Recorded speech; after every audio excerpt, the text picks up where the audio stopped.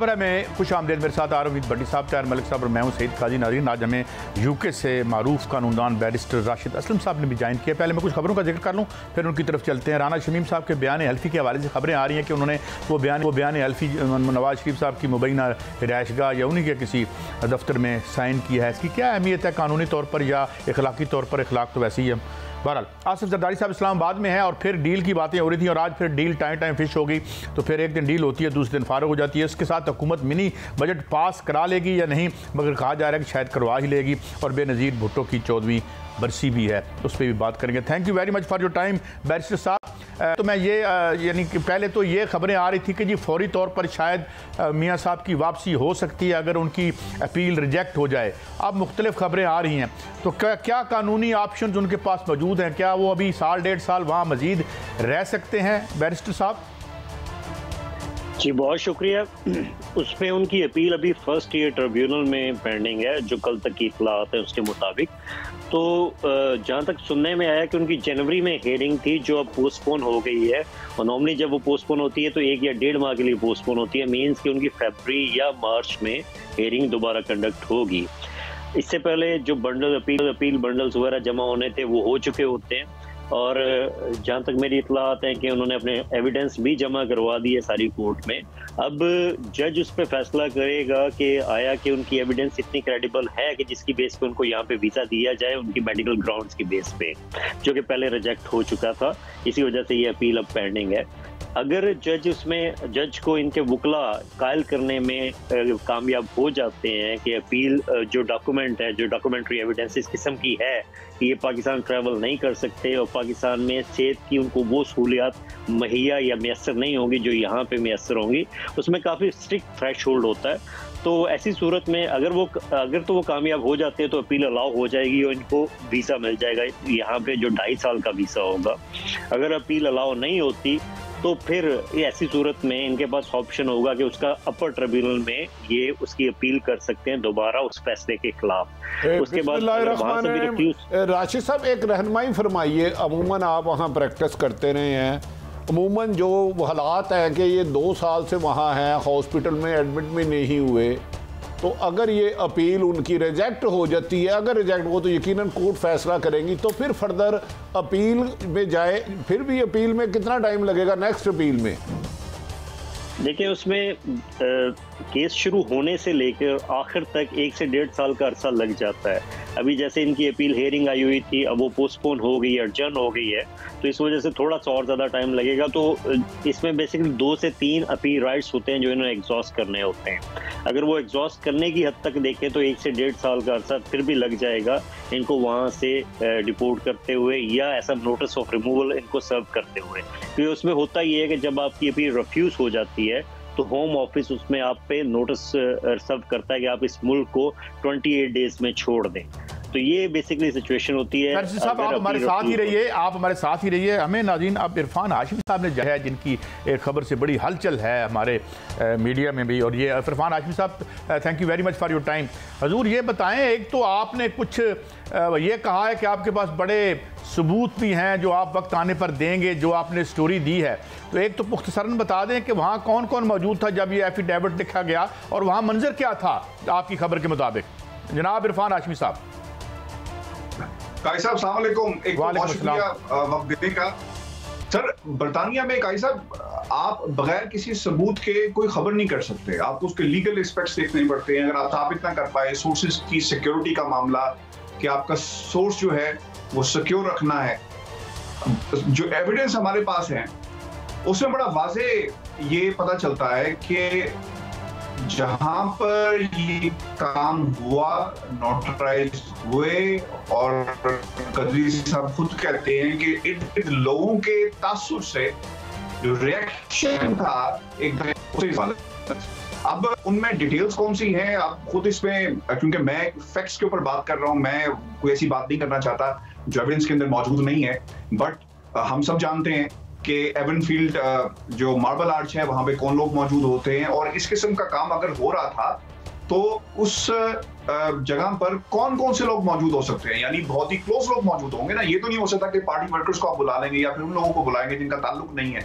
तो I think कि हमें उस रूट पर, उस सतह पर देखना पड़ेगा कि कौन से ऐसे लोग थे जो करीब हैं। बट द एविडेंस सजेस्ट, जो हमने रिपोर्ट भी किया, लेकिन मैं आपको बता दूं भाई साहब, मैं आगे चलकर नाम भी जो है उनके रिलीज करूंगा बहुत जल्दी। हम कुछ कंसल्टेशन में हैं बहुत सारे लोगों से, और फिर the security of the evidence और फिर जो सोर्सेज हैं उनकी सिक्योरिटी के लिए मुझे जो है वो बहुत सारी चीज़ों का तो ख्याल रखना पड़ रहा है। अच्छा इरफान, ये बताइएगा कि आपने जो खबर दी, पहले वज़ीर इत्तलात भी कर चुके थे, लेकिन आपने दी एविडेंस है, यकीनन यूके में बैठ के तो मुमकिन नहीं है कि किसी के बारे में ऐसे खबर दे दी जाए, आप जिम्मेदार हैं। मुस्लिम लीग नून के कुछ लोग कह रहे हैं कि हम उधर सू करेंगे कंसर्न रिपोर्टर को, उसने एविडेंस नहीं दी। नवाज शरीफ तो उस नोटरी पब्लिक को कभी मिले नहीं, इस बात में कितनी हकीकत लगती है आपको? देखिए, जिसे सू करना है सर वो कर सकता है, उसका प्रेरोगेटिव है। यहाँ पे हम तो ये कह नहीं रहे कि क्या हुआ क्या नहीं हुआ, हम तो एविडेंसेस की बुनियाद पर बात कर रहे हैं। एविडेंसेस ये कहते हैं कि मार्बल आर्च में जिसका जिक्र किया गया वहां पर मौजूद थे, कहा गया दे वर क्वाइट कूजी, बहुत ही दोस्ताना माहौल था। उसने कहा कि बहुत दोस्ताना माहौल था।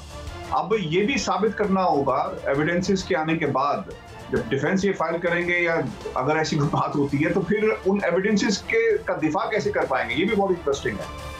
क्योंकि जैसा आपने कहा कि वो कह रहे हैं कि वहां पर कोई मौजूद नहीं था और ऐसी बात है, लेकिन बड़ी साहब एविडेंसेस कुछ और बता रहे हैं। चार्ल्स गदरी के हवाले से जो एविडेंसेस मौजूद है वो कुछ और कहते हैं।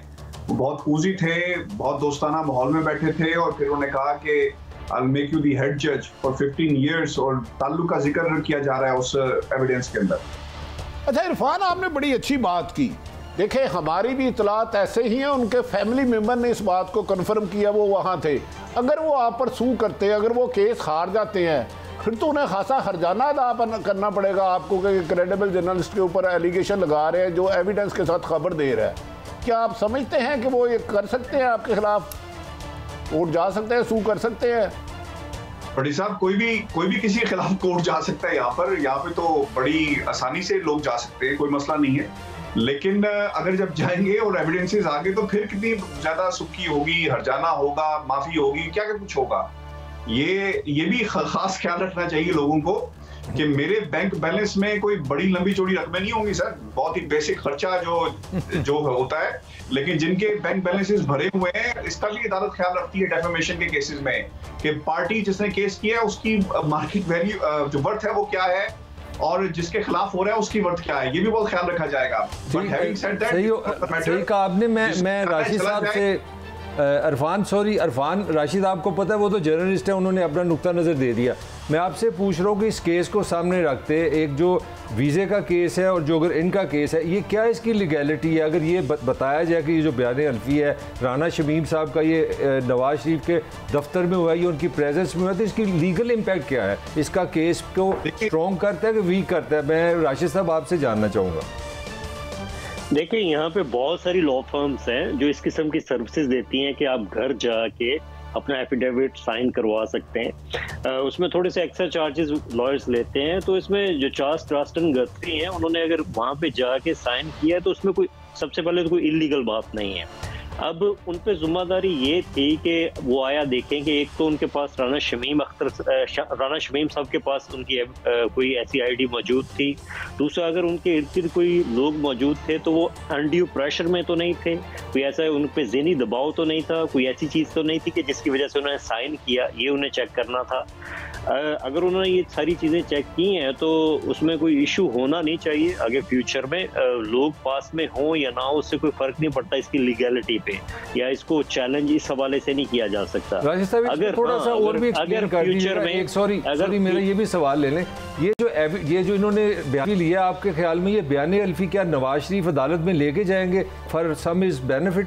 क्या वो इससे कोई बेनिफिट ले सकते हैं वीज़ा वाइज या लंदन में रहने के लिए? थोड़ा सा अगर इस पर भी ज़रा लीगली अब हमें समझाएं तो बड़ी मेहरबानी होगी आपकी। देखिए, जहाँ तक मेरी इत्तलात है, उनका केस जो मेडिकल ग्राउंड्स पे है, उनका अजाइलम की बेस पे नहीं है। वो अजाइलम पे जाते हैं तो एक नया उसमें वे होता है, एक नया प्रोसीजर होता है जिनको अडॉप्ट करना पड़ता है। उनको होम ऑफिस में जाके 2 इंटरव्यूज देने पड़ते हैं, अपनी पूरी स्टोरी बयान करना पड़ती है, जिस पे मैं नहीं समझता कि वो जाएंगे।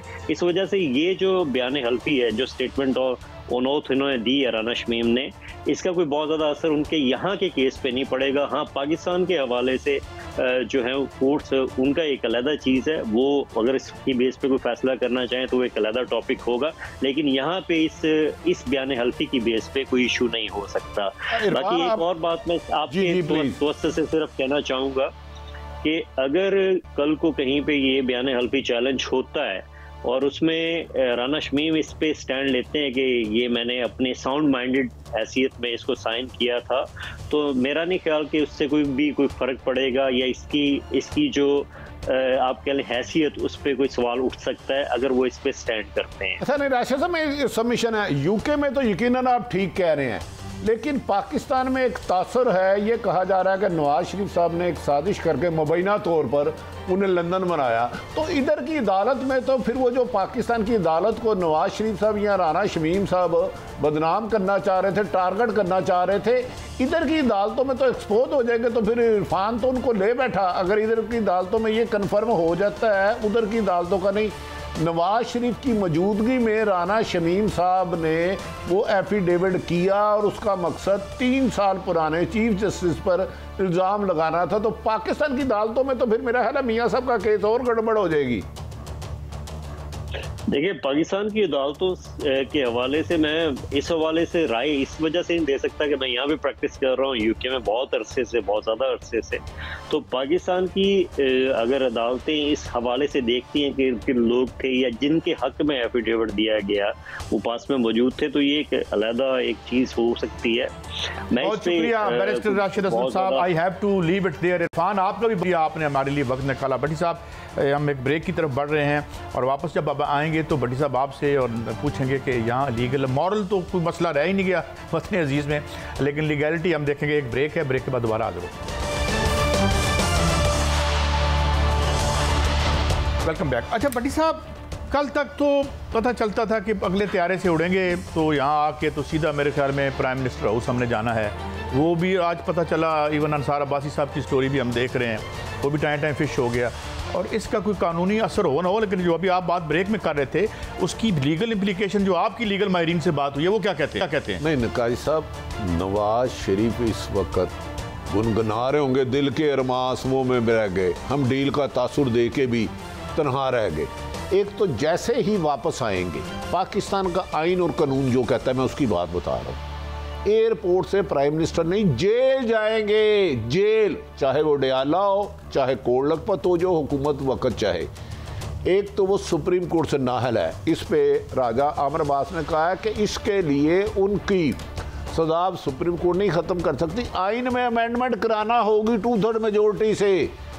नवाज शरीफ का जितना नुकसान हुआ है आप अंदाज़ा नहीं कर सकते। मेरी एक रिटायर्ड जज साहब से बात हुई और 3-4 आईनी मैनेजर से, मैं कहा जी राना शमीम ने उधर ये बयान दिया लंदन में, तो आपको हुकूमत कह रही थी कि हमारी भी इतला थी कि नवाज शरीफ ने कराया। उन्होंने कहा अगर ये बात क्लियर हो जाती है कि राना शमीम ने नवाज शरीफ के कहने पर या उनकी शीर बात पर नाम दिया, तो इस केस में अदालत को बदनाम करने, सुप्रीम कोर्ट के साबिक ऑनरेबल जस्टिस साकिब निसार की को डैमेज करने में नवाज शरीफ को रिलीफ मिल ही नहीं सकता। उनका इतना का केस कमज़ोर हो जाएगा कि जिस प्ली पे ये ज़मानत या केस बरी होने के लिए आ रहे हैं वो तो एक साजिश है, वो साजिश बेनकाब हो गई है। साजिशी करने वालों को अदालतें रिलीफ नहीं देती, अदालतों ने काइंद देखना होता। जब आप एविडेंस कोई भी आप देते हैं ना, अदालतें देखती हैं ये प्रेशर में तो नहीं है, साजिश तो नहीं है, झूठी गवाही तो नहीं दे रहा, उनका चेक करना उनका काम है। इस फैसले के बाद के राना शमीम ने नवाज शरीफ और उनकी फैमिली के मौजूदगी में दिया, ये साजिश अब बिल्कुल रोज़े रोशन की तरह यहाँ हो चुकी है। अब मेरे ख्याल में नवाज शरीफ और मरीम नवाज को, खुसूसन नवाज शरीफ को इधर अदालतों से रिलीफ मिलता हो बज़ाहिर बादिउल नज़र में नज़र नहीं आता, ताहम अदालतें आज़ाद है, वो जो चाहे। मलिक साहब, खबर तो ये है जो मैं कि कोई किसी उनकी अस्करी ज़राए से ना कोई मुलाकात हुई है ना कोई गलबात हुई है, और अभी वो 1.5 साल वहाँ रह भी सकते हैं। ये खबर भी दुरुस्त नहीं थी कि फौरी तौर पर उनको डिपोर्ट किया जा सकता है। अभी वकला ने कह दिया 1.5 साल वो रहेंगे। वाई आल दिस हुल्ला बहलू, इस शोर का, इस डील का तसुर देने का क्या? और आज तो लोग फिर बददिल हो गए होंगे जो भी रैक एंड फाइल हैं नून लीग के जो वर्कर्स वगैरह हैं। देखिए कई साहब, हमारा जो ट्रेडिशन रही है, हिस्ट्री रही है हमारे इलेक्शंस की और जो अवामी जमातों की, वो उसमें सारी इस समाज में सारे नंगे हैं, वो नाम किसका लूँ, सब ने अपनी जमातों में ये हमेशा तासर दिया कि हमारी इस्टेब्लिशमेंट से बात चल रही है, फ़ख्र से बताते हैं, ये सारे फ़ख्र से करते हैं। इसमें मैं उसमें पीपल्स पार्टी भी शामिल है। आज मोहतरमा की शादी का दिन है, मैं खुद मेरे पास खुद सबूत है, मैं जानता हूँ इस हवाले से कि वो बड़े फ़ख्र से बताती थी कि फ़लाँ मेरे वाक़ई में, ये नवाज शरीफ हों, ये बेनज़ीर हों, ये इवन कोई भी हो, तो ये हमारी एक ट्रेडिशन है। ये एक पॉलिटिकल एक जैली सामना एक वार्म अप करते हैं लोगों के विनिंग माइंड कि हम आने वाले हैं, हमारे साथ आपने हमारी डील होगी। देखिए हम 3.5 साल से अब देख रहे हैं नवाज शरीफ पावर से बाहर है। मुझे कोई महीना बता दें जिस दिन ये बहस ना हो, ये डील होगी या नहीं हो रही है, डील होगी या नहीं हो रही है, ये कंसिस्टेंट है और अगले 1.5 साल भी यही जारी रहेगा। आज जो हमने इंटरव्यू किया से 2 चीज़ें बिल्कुल मेरे लिए तो क्लियर हो गई जो मैंने समझा। एक तो वो जो कन्फ्यूजन था कि नवाज शरीफ पे क्योंकि वहाँ पे वो डिपोर्ट होने लगा है तो वो प्रेशर से वापस आ रहा है, वो तो लीगली हमें थोड़ी सी जो बाकी तो अदालतें फैसला करेंगी, फैसला ये हुआ है कि साल 2 साल तो नवाज शरीफ को वहाँ जाने की कोई पाबंदी नहीं है। और दूसरी चीज़ मैं समझता हूँ जो वो हमारे प्रोग्राम से क्लियर हुई है कि राना शमीम का जो बयान हल्फी है उसका लंदन, इंग्लैंड, वहाँ के कानून, नवाज शरीफ के वहाँ स्टे से कोई ताल्लुक नहीं, वो गेम पाकिस्तान के लिए है। ये 2 चीज़ें मैं समझता हूँ बड़ी क्लैरिटी ज़रूरी थी जो इस वक्त डिस्कशन जारी है। अच्छा, लेकिन भट्टी साहब का ये कहना है कि यहाँ पे इनके लिए बड़ा डैमेजिंग होगा अदालतों में अगर ये आता कि ये मोटिवेटेड था और इसको जो है एक ख़ास अंदाज में एक प्रोपेगेंडा के तौर पर एक इस्तेमाल किया है जा रहा है, क्योंकि अभी तो एविडेंस भी भट्टी साहब उन्होंने देना है। इसमें आपको दूसरा एविडेंस, भट्टी साहब ने जो बात की इनका एक अपना एंगल है, एक एंगल मैंने भी सुना है, वो दूसरा एंगल ये है कि उसमें एहसन बोन और कुछ अपना मकसूद अमान सब खासे सीनियर जो वकील हैं सुप्रीम कोर्ट के, उन्होंने जो नुक्ता नज़र दिया जो नून को दिया और उसमें नवाज शरीफ शामिल है जो उन्होंने बाय किया, उनका आर्गूमेंट ये है कि आपको जो केस हुआ है जिसमें नाअहली आपकी हुई है, यूसुफ रज़ा गिलानी की जो नाअहली थी वो 5 साल के लिए थे, उनको बड़ा कॉन्फिडेंस ये है कि हम सुप्रीम कोर्ट में जाएंगे और हम सुप्रीम कोर्ट से नाअहली तो होगी आपकी, अगर 2017 से जब हुई है तो 5 साल पूरे होंगे तो 22 में वैसे पूरी हो जाएगी। कोर्ट को कहते हैं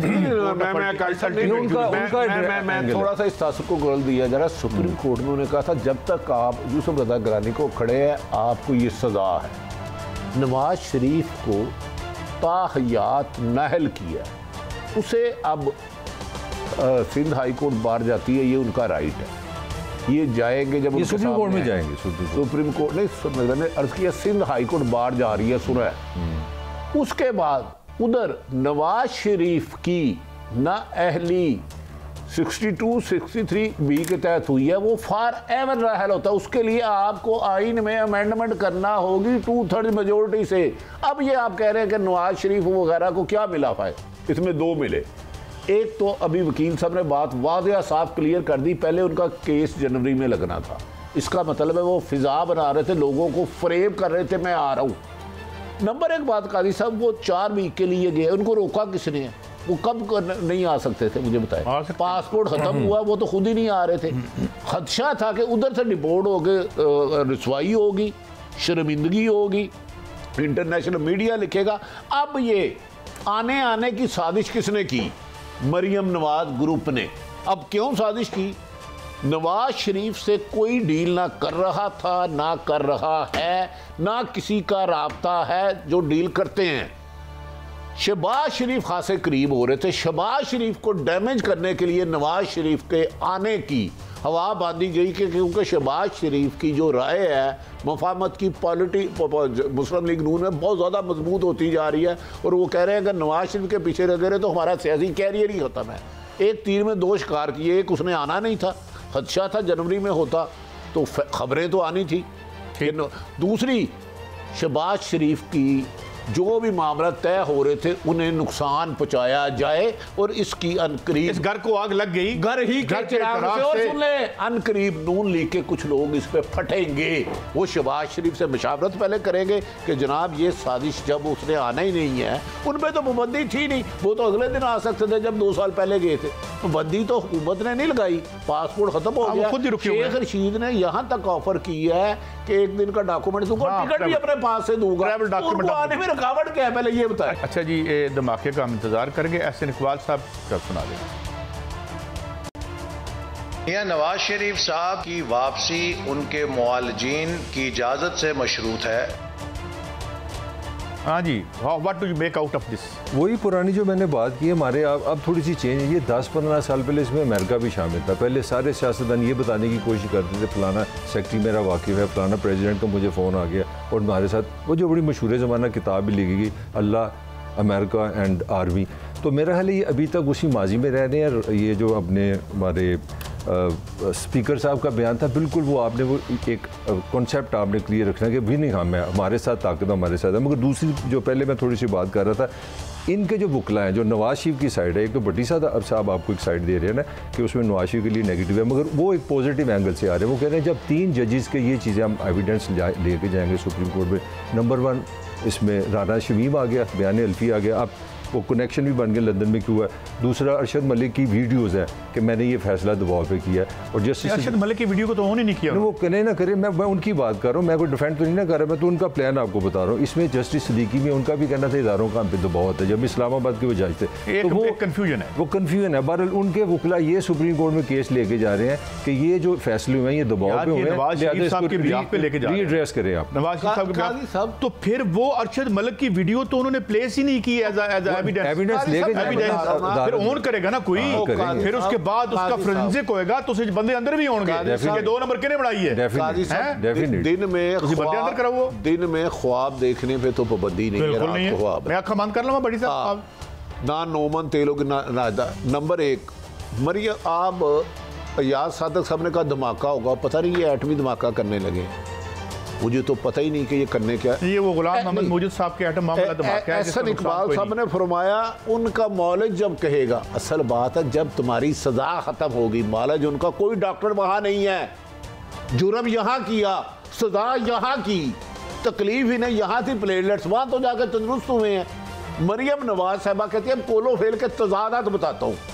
मरियम साहब कहती हैं वो इलाज के लिए गए थे, फौरी तौर पर आ जाएंगे, फिर कहते हैं उनकी ज़िंदगी को ख़तरा, उनकी जान की गारंटी दो, फिर कहते हैं हमें पाकिस्तान के निज़ाम अदल पर एतबार नहीं है, हमें इंसाफ नहीं मिलता इसलिए नहीं आते। अब वो कह रहे हैं फिर आ रहे हैं। मुझे बताए कि इन्हें रोका किसने आने से? मुझे सिर्फ मेरा एक सादा सवाल है, अवाम को गुमराह नहीं हम करते, जब भी आना चाहे वो आ सकते। और दूसरा, कोर्ट में प्ली कैसे लेंगे? पहले तो नवाज शरीफ खुद आएंगे, सलेंडर करेंगे, हश्तियारी के बारे में जो कानून कहता है मुझे नहीं पता, फैसले करती हैं, सलेंडर करेंगे, एयरपोर्ट से सीधा जेल जाएंगे, फिर अपील करना उनका हक है, लेकिन अपील वो नैब पे कर सकते हैं, नैब वाली सजा पे। नाअहली सुप्रीम कोर्ट से हुई है। हाँ, अगर सुप्रीम कोर्ट आइन में अमेंडमेंट कर देती है या सुप्रीम कोर्ट फुल बेंच बैठ के 17 जजों का कोई फैसला कर देता अलग है, लेकिन उसके लिए जो ये प्ली मांग रहे हैं अरशद मलिक के ठीक थी तो मरियम नवाज लगा देती उसकी वीडियो साथ कि मुझे दबाव के तहत दिया गया, क्यों नहीं लगाई? तो उसको उन्होंने बताया ना, राना शमीम की भी एफिडेविट लगा दें। तो वो तो प्रेस कॉन्फ्रेंस करके बाद में उन्होंने कहा हमें पता नहीं देखे अदालत प्रेस कॉन्फ्रेंस और मीडिया टॉक से इंप्रेस होकर फैसले नहीं करती, वो एविडेंस देती है, एविडेंस प्लेस करना पड़ता है। तो ये दे दें उन्हें। साद रफीक साहब भी इसी हवाले से कुछ कह रहे हैं। आपने किया क्या पाकिस्तान के साथ? नवाज शरीफ के बुग़्ज़ में इस रियासत की चूल्हे हिला दी इन लोगों ने। उनका एक आर्गूमेंट है, ठीक है, अगर आप एविडेंशियली चाह रहे हैं तो किसी आप न्यूट्रल बंदे के पास। अच्छा जी, अब नवाज शरीफ एक तरफ ये कहते हैं ना इमरान और नवाज शरीफ से राब्ते में है, वो किसको कह रहे हैं? आपने किया क्या? जरा तुराब साहब जरा सुनाइएगा, जरा मैं आपसे थोड़ा सा पूछना चाह रहा हूँ, आप बड़े गहरे गहरे चलते हैं, सुनाइएगा जी जरा तुराब साहब, ख्वाजा साहब क्या फरमा रहे हैं? आपने किया क्या पाकिस्तान के साथ? नवाज शरीफ के बुग़्ज़ में इस रियासत की चूल्हे हिला दी इन लोगों ने। अच्छा जी, अब ये किसको कह रहे हैं? एक तरफ कह रहे हैं नवाज शरीफ के साथ डील हो रही, बकौल इनके, मैं तो पहले दिन से कह रहा हूँ नहीं हो रही, मेरा तो डे फर्स्ट निकाल लें। अब ये किसको कह रहे हैं कि आपने किया क्या नवाज शरीफ के साथ बुग़्ज़ में चौगला? किसको कह रहे हैं? रियासत की चूल्हें हिला दी, मतलब है कि मैं आज एक देख रहा था कि अगर इनके सारे साल कंबाइन करें, शहबाज शरीफ साहब के और इनके भी, तो कुछ 35 साल शरीफ फैमिली की यहाँ पे हुकूमत बनती है। अगर पंजाब के भी हम इनकी टर्म्स डाल लें, तो 70 साल वतन अजीज को मार से वजूद में आए हुए। मलक साहब चूने किसने जलाई हैं? मलक साहब आपकी भी राय है, आपको पता है मैं हमेशा आप कहते हैं कि नवाज वो तो कह रहे हैं आपने किया कि एस्टैब्लिशमेंट को फिर मैं तो ख्वाजा साद के साथ हूँ। एक तो वो सीधी बात कर रहे हैं एस्टैब्लिशमेंट से कि भाई आपने पाकिस्तान के साथ किया, एक तो ये इसका पहला मैसेज जो मुझे समझ आया। दूसरा जो इसका एक साइंटिफिक तरीका ये कि आप किसी न्यूट्रल बंदे के पास चले जाएं। 3.5 साल पहले पाकिस्तान की जो इकॉनमी थी, जो आपकी सियासत थी, आपकी खारजा पॉलिसी से, अफगानिस्तान से जो रिलेशन था, इंडिया से रिलेशन था, आज आप कहाँ खड़े हैं वो सही कह रहे हैं।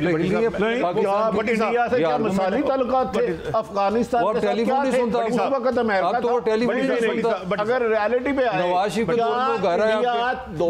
मुझे ब्रेक लेनी है। नवाज शरीफ की शादी पे आया तल्लुकात क्या थे? यार अगर आप इतने ही दुरुस्त हैं तो फिर गेटों के बाहर कासे लेके ना खड़ा हुआ करें, किसी स्टैंड पर रहें। अगर चूल्हे हिली हैं तो तुसी भी हिलाना है। ब्रेक के बाद हाजिर होते हैं। Welcome back. अच्छा भट्टी साहब, ये तो ठीक है, हम मियां साहब के दुख में बराबर के शरीक हैं और उनके जितने भी हम नवा हैं, मगर सवाल ये है कि अब आसिफ जरदारी साहब क्या कर रहे हैं इस्लामाबाद में, और पीपल्स पार्टी क्या एक नया अल्टरनेटिव बन के जाहिर हो रही है तारीख में? साहब मेरा ख्याल है हम नवाज शरीफ की वापसी के टोपी ड्रामे को ज़्यादा हवा दे रहे हैं। नंबर एक तो उन पर रुकावट है ही नहीं। हुकूमत बार बार ऑफर कर चुकी है कि हम आपको डॉक्यूमेंट्स देते हैं, आप आ जाएं।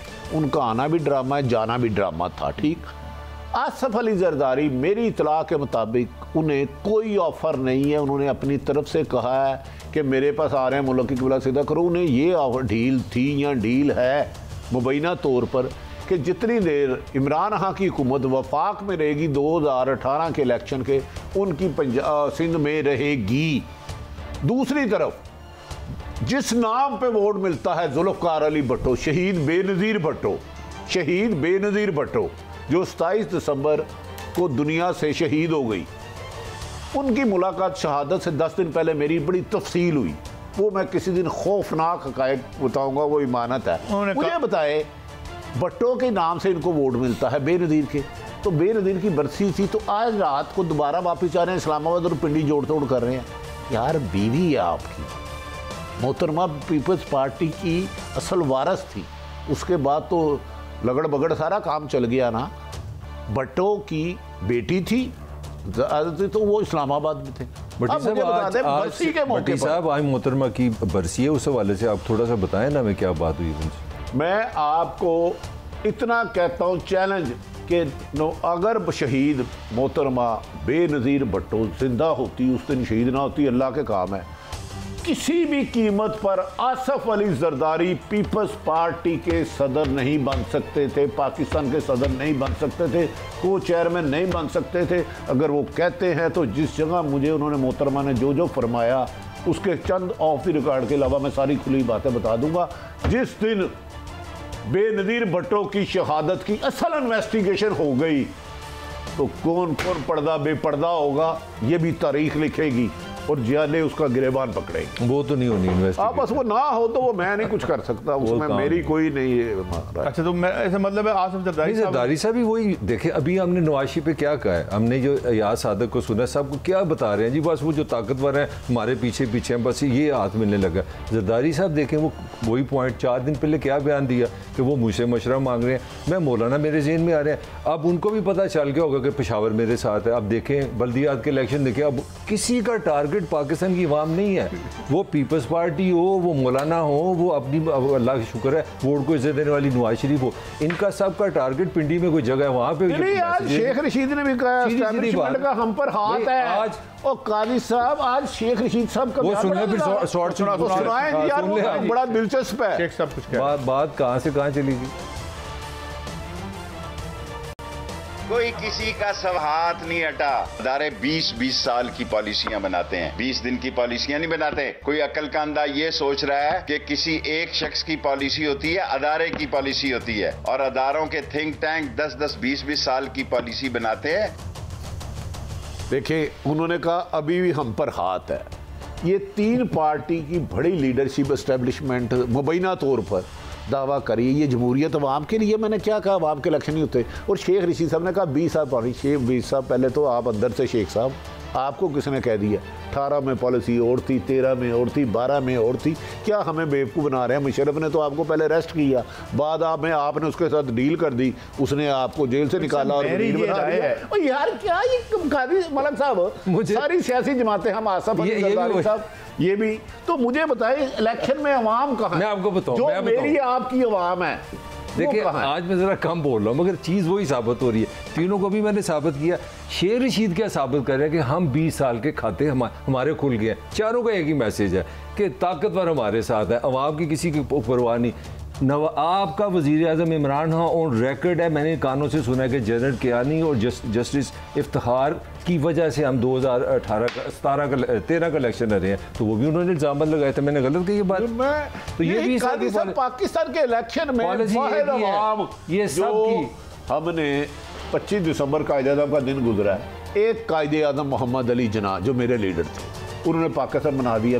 22 करोड़ अवाम मिलके कादी साहब एक कायदे-ए-आज़म नहीं बना सकी। हमें बहैसियत कौम इस शर्मिंदगी का एहसास जरूर होना चाहिए। ये साबित कर दिया अवाम, इलेक्शन का कोई चक्कर ही नहीं। आप मुझे बताएं ना, हम अगर पिग्मीज को सपोर्ट करेंगे इस पलपिट पे बैठकर, यहाँ बैठ के पिग्मीज को, दोनों को सपोर्ट करेंगे, उनको लीडर बना के, चले जी एस्टेब्लिशमेंट ने तो बनाया 1977 के मार्शल लॉ में बना दिया, हम भी उन्हीं को अगर टाउट करें, उन्हीं को आगे बढ़ाएंगे, ये आपके मसाया हैं, तो फिर काजी साहब इट डजंट मैटर। असल चीज तो है पॉलिटिकल प्रोसेस की। हम लोग तो कमेंट्री कर सकते हैं ना, हमारा क्या असर है जब मैं ये कमेंट्री करूं? नहीं मेरा पॉइंट, अब आप मुझे मेरा पॉइंट थोड़ा सा ले लें। मेरा पॉइंट ये है कि यहाँ की जो पावर गेम है, उस गेम में ये बोने ही आगे जा सकते हैं। यहाँ कोई बंदा असल लीडरशिप के साथ, अवाम के साथ जब आएगा, उसका जुल्फ़कार अली भुट्टो वाला हाल होगा। 2.5 साल चुप करके काल कोठरी में बैठो और दुनिया से जाओ, ये होगा। यही तो मेरी भी तो बात यही है ना कि दुकानदारों को लीडर बना के ना पेश करें, हमने बना रहे का हल के तौर पे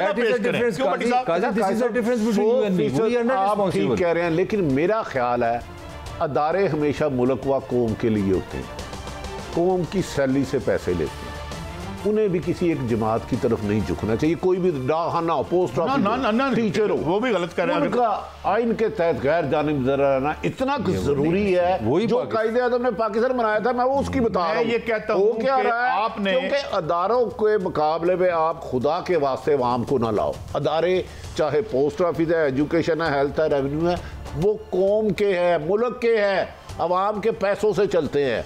लिहाजा ये ना को ये मेरा अदारा, ये सारे हमारे अदारे हैं, ये पाकिस्तान के अदारे हैं। इनको किसी एक जमात की तरफ झुकाव नहीं करना। बड़ी खूबसूरत बात है। बल्कि अगर पीपल्स पार्टी के मेरी फौज है तो नून की भी फौज है, फौज है, आपकी भी फौज है। बंदा कहता है सिर्फ मेरी फौज है, वो गलत कहता है। फौज पाकिस्तान की है, पाकिस्तान फौज का है, मेरी भी उतनी फौज है। मैंने अभी आपको फौजी की फौज है। एक मिनट शॉर्ट सुनवाना है। इनकी वॉच के नीचे कौन सा इदारा बचा है जिसको तहस नहस नहीं किया? LDA, आपकी हाउसिंग सोसाइटियों वाला इदारा, और जिधर गए हो उधर मौत नच रही है, करप्शन दी और गलाजत दी, और तुसी ठीक कर लेंदे। एस्टैब्लिशमेंट वाला असी लड़े, आगो भी लड़ लवांगे, जाओ लगते दौर तो से हम लड़ रहे हैं, मगर जो आपकी वॉच के नीचे था उधर आपने हटियां और दुकानें खोल ली। हमें कहते हो हम डेमोक्रेट हैं और डेमोक्रेसी की स्पेलिंग नहीं आते। अब आगे चलते हैं, ताहिर सादिक साहब क्या कह रहे हैं? I am sorry. नहीं, नो सॉरी। खान के आस-पास जो लोग हैं सर्टिफाइड नायल, सर्टिफाइड हाईली क्वालिफाइड नायल, अब मैं उनके नाम मतलब अच्छा नहीं लगता कि मैं ओपनली, सारी तकरीबन आप कह लें 80% लोग जो हैं वो नायल लोग हैं। ताहिर सादिक साहब 2 सीटें निकालते हैं। ताहिर सादिक साहब का अपना जाती वोट, इनके दामाद मेरे बिल्कुल भाइयों की तरह, हमारे लिए बड़े काबिल इज्जत। इन्हें PTI की वजह से वोट नहीं मिला। अच्छा, इन्हें PTI की वजह से वोट नहीं मिला, इनकी वजह से PTI को वोट इलेक्टेबल है। इलेक्टेबल है। अगर ये कह रहे हैं कि सर्टिफाइड इनका नाहल है 80%, तो क्या इमरान खान को ये सोचनी चाहिए जो एक अवामी नुमाइंदा है, जिसने आपको 2 सीटें निकाल के दी, आपने नहीं उनको दी। अगर वो आपको नहल कह रहा है, अगर हम जैसा आदमी राय दे देता तो फिर हमारे खिलाफ क्यों प्रोपेगेंडा करते हो? हम यही कहते हैं इमरान खान साहब, आपने 22 साल स्ट्रगल की, इन फ्रॉडियों से बचे, इन 2 नंबरियों से बदले। ये नहीं हो सकता कि पीपल्स पार्टी के दौर की करप्शन और नहली बुरी, नून लीग की बुरी और PTI के दौर की अच्छी। अब मुझे बताएं, इन्होंने जनूबी पंजाब का बना दिया खुसरो मुख्तियार साहब को। ताहिर सादिक साहब ने बहुत कम बातें की हैं, अभी वो राज अफशा करेंगे क्योंकि उनके साथ बड़ी ज्यादती की जा रही है। एक नाहल शख्स को उनके ऊपर बैठा दिया। काजी साहब आइंदा खुसरो मुख्तियार जो है जिनके कहने पे इधर आया था वो पार्टी को मजबूत करेगा कि उनको जनूबी पंजाब के लोगों को मजबूत करेगा? यार भेजा था मुझे ये बताएं। मेरे मलिक साहब आपने एक सवाल का जवाब मेरा भी दे दिया। आपसे बहस ही नहीं कर सकता, वो कहने का मतलब है सही बता नहीं। आप बताएं जो खुसरो मुख्तियार पे गंदम स्कैंडल था अरबों खरबों का, कुछ नहीं उसे कहा।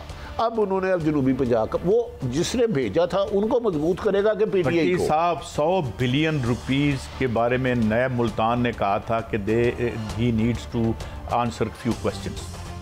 जो खुसरो बख्तियार साहब की मैं बात कर, ये नैब मुल्तान का केस आया था और हमने मेरे ख्याल में अपने शो में ही इसका जिक्र किया था।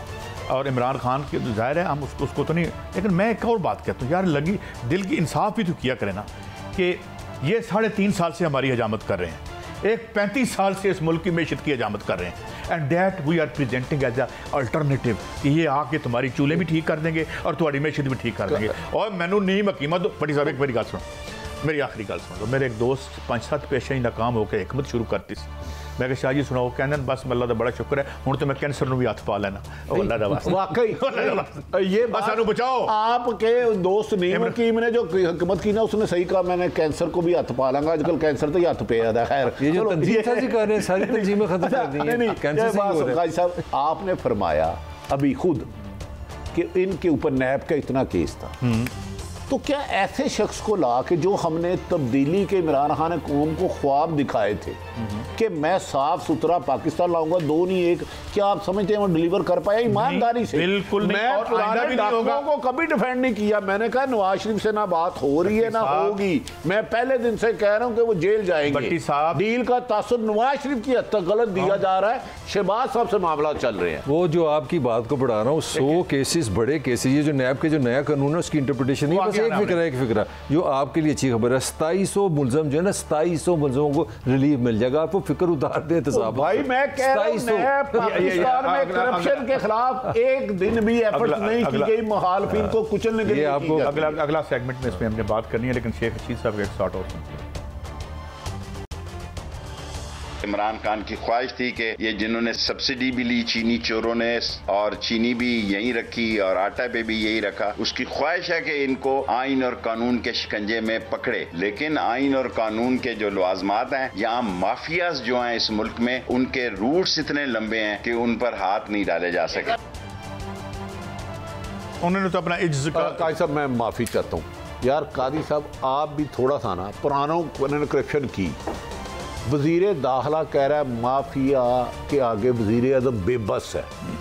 इससे अच्छा तो पोस्ट ऑफिस पोस्ट मास्टर होता है, कम से कम डाक तो लोगों के घर पहुँचा देता है।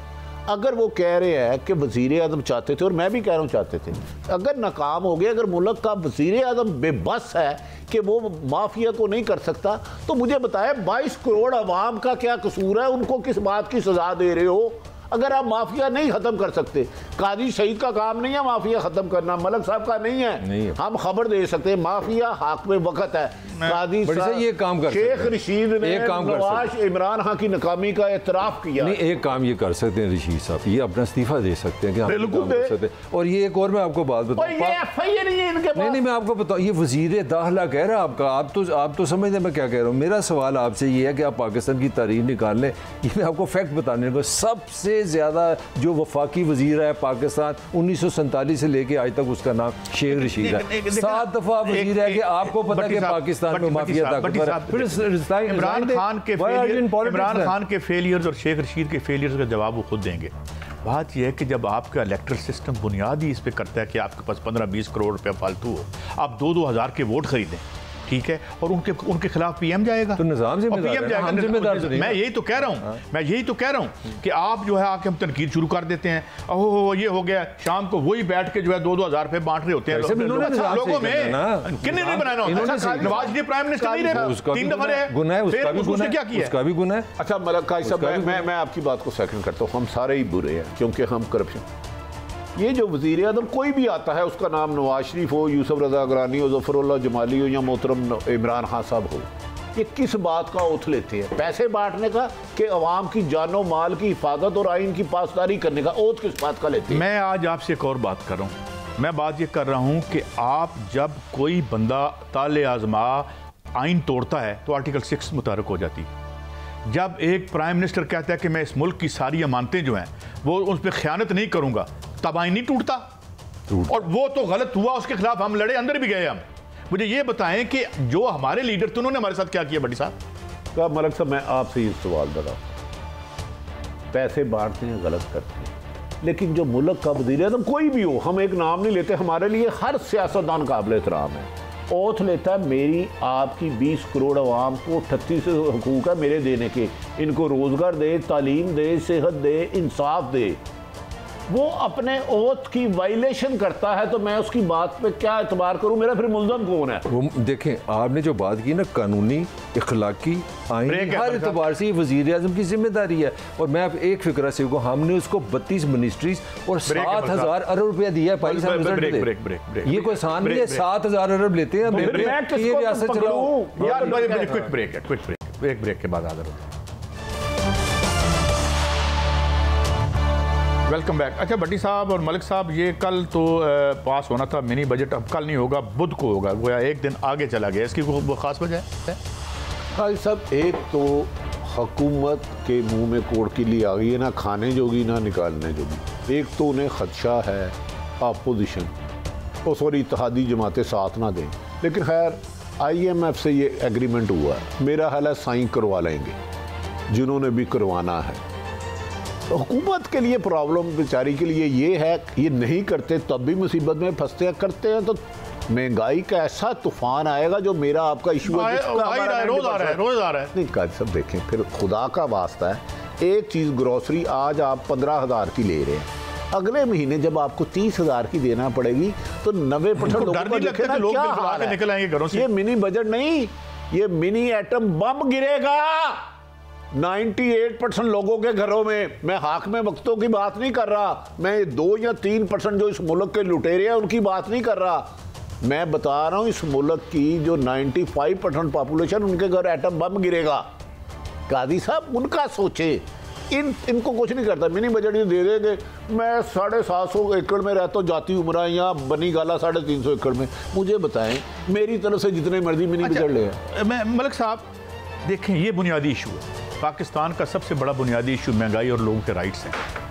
अब इस राइट से ना हमारी अपोजिशन के जो बिलियनर्स हैं, जो ओलिगार्क्स हैं, जो नोटों से लदे हैं, एक तो उनका मसला नहीं है, दूसरा अवाम उनके पीछे बाहर आने पे तैयार ही नहीं। इतनी बदनसीबी है हमारी कि कोई अपोजिशन ही नहीं हमारी, हमें कोई रिप्रेजेंट ही नहीं कर रहा। ये असल बात है, यही मैंने आज पॉइंट दिया आपको। चारों जमातों का मेरा एक ही पॉइंट था कि चारों का जो सिमत है वो अवाम नहीं है, मसाइल नहीं है। अब छोटी सी मैं आज आपको हुकूमत की इन्फॉर्मेशन देने लगूँ, ये सरकारी इन्फॉर्मेशन, हुकूमत ने खुद जो आज इन्फॉर्मेशन दी उसमें कहा कि हमारे पास रिकॉर्ड डॉलर कम हुआ है। मैं आसान जुबान में बात कर रहा हूँ, खुद मानने हैं कि गैर मुल्की सरमायाकारी इस मुल्क में कम हुई है। अब आप चाहे इसको कैपिटलिज्म में तनकीद करें, गैर मुल्की सरमायाकारी कम होने का मतलब है जॉब्स आपकी कम हुई हैं। खुद मान रहे हैं कि एक्सपोर्ट्स इजाफा हुआ है। अगर हमने 1 रुपया की एक्सपोर्ट बढ़ाई है ना, ये सुन लें, एक्सपोर्ट या इंपोर्ट नहीं, एक्सपोर्ट की बात करूँ, 1 रुपया की बढ़ाई है तो 4 रुपये इंपोर्ट से बढ़ गया, यानी कि 1 रुपया डॉलर एक कमाया तो $4 पे खर्चा उधर चला गया।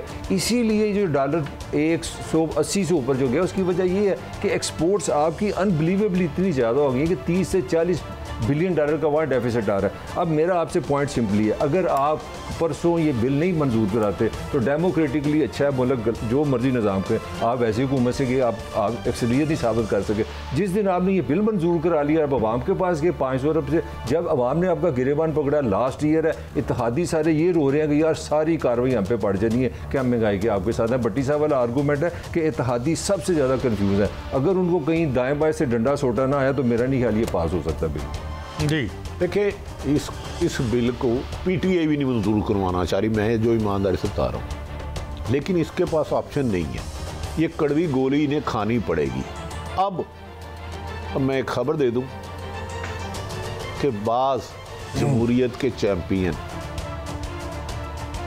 फिर ताकतवरों के पाँव पकड़े हैं, मिनी बजट जो सानू पढ़ाओ उसी पास नहीं करा सकते, कोई ना कोई टेलीफोन करो।